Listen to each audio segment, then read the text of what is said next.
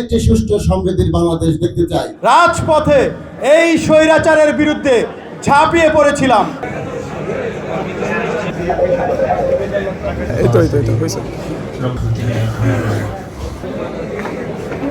বাংলাদেশে যেই গণ অভ্যুত্থান হয়েছে ছাত্র জনতার আন্দোলনের মধ্য দিয়ে, আমরা চাই আগামী দিনে যে সুষ্ঠু সমৃদ্ধির বাংলাদেশের সেই স্বপ্ন আমরা দেখি, সেখানে আমরা ভালো ভালো মানুষের অংশগ্রহণের মধ্য দিয়ে একটি সুষ্ঠু সমৃদ্ধির বাংলাদেশ দেখতে চাই। আমরা বিশ্বাস করি গত রাজনৈতিক যেই ক্যারিয়ারে ব্যারিস্টার আন্দালিব রহমান পার্থ ভাইকে আপনারা দেখেছেন, এই সরাসরি সরকারের বিরুদ্ধে সামাজিক যোগাযোগ মাধ্যম থেকে শুরু করে বিভিন্ন টেলিভিশন টক শো থেকে শুরু করে রাজপথ এবং পার্লামেন্ট থেকে শুরু করে এদেশের কোটি কোটি টাকা যারা আত্মসাৎ করেছেন, বিদেশের মাটিতে যারা বাংলাদেশের অর্থকে পাচার করেছেন,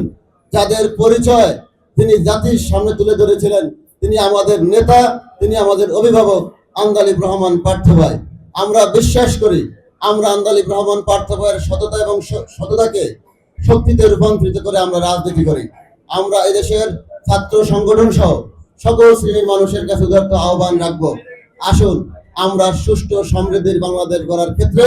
আমরা একটি সুষ্ঠু ধারার রাজনীতি প্রতিষ্ঠিত করি। আমরা বিশ্বাস করি ভালো ভালো মানুষের রাজনীতিতে আসলেই একটি সুষ্ঠু সমৃদ্ধির বাংলাদেশ হবে। আমি বিভিন্ন ছাত্র সংগঠনের নেতৃবৃন্দদের কাছে একটি অনুরোধ রাখবো, আপনারা জানেন আমাদের যে বাংলাদেশ জাতীয় ছাত্র সমাজ, আমরা হয়তো বিভিন্ন কারণে জাতীয় পর্যায়ে আমরা অনেক প্রোগ্রামে অংশগ্রহণ করতে পারিনি এরকম ভাবে, কিন্তু আমরা আপনাদেরকে আশ্বস্ত করতে চাই বাংলাদেশ জাতীয় ছাত্র সমাজ ঢাকা মহানগর উত্তরের 54টি ওয়ার্ড এবং দক্ষিণের 75টি ওয়ার্ড সহ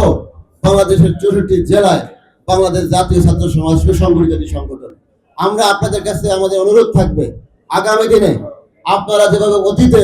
আমাদের কেন্দ্রীয় আহ্বায়ক সহ ছাত্র সমাজের কেন্দ্রীয় নেতৃবৃন্দরা যেটা বলে গেল, যে আন্দোলনে আমাদেরও কিন্তু 6টি ছেলে নিহত হয়েছেন এবং এখনো বিভিন্ন হসপিটালে আহত অবস্থায় অনেক কর্মীরা আমাদের বিভিন্ন হসপিটাল চিকিৎসা নিচ্ছেন। আপনাদের কাছে আমাদের একটি অনুরোধ,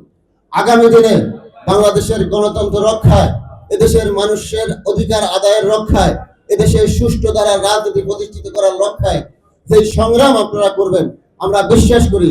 বাংলাদেশ জাতীয় ছাত্র সমাজ আপনাদের সাথে থেকে সেই সংগ্রামে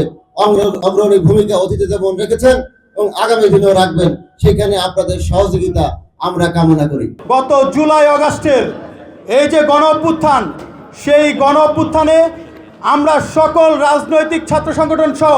এদেশের আপামর জনতা একটি ব্যানারকে শ্রদ্ধার জায়গায় রেখে আমরা কিন্তু রাজপথে এই স্বৈরাচারের বিরুদ্ধে ঝাঁপিয়ে পড়েছিলাম। প্রায় 2000-এর মতো শহীদ এবং প্রায় 20,000-এর মতো আহত সংগ্রামী যোদ্ধাদের ত্যাগের মাধ্যমে কিন্তু আমরা এই স্বৈরাচারকে বাংলাদেশ থেকে বিতাড়িত করার মাধ্যমে একটি নতুন বাংলাদেশ বিনির্মাণের স্বপ্ন নিয়ে আজকের দিনে আমরা কিন্তু এগিয়ে যাচ্ছি। এই নতুন বাংলাদেশ বিনির্মাণের লক্ষ্যে আমার সকল রাজনৈতিক ছাত্র সংগঠনগুলোর প্রতি আহ্বান থাকবে, আমাদের মধ্যে হয়তো রাজনৈতিক মত পার্থক্য থাকতে পারে, আমাদের মধ্যে প্রিন্সিপালসগত মত পার্থক্য থাকতে পারে, আমাদের মধ্যে মতের বিরোধ থাকতে পারে, কিন্তু এই রাষ্ট্রের প্রশ্নে,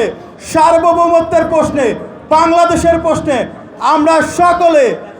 এক এবং ঐক্যবদ্ধ থাকবো ইনশাআল্লাহ। আমরা এদেশের রাষ্ট্রের কল্যাণে এবং বিগত দিনে দেশের রাষ্ট্রের যে ক্রান্তি লগ্নে আমরা যেভাবে এক এবং ঐক্যবদ্ধ হয়ে রাজপথে কাঁধে কাঁধ মিলিয়ে লড়াই সংগ্রাম করেছি,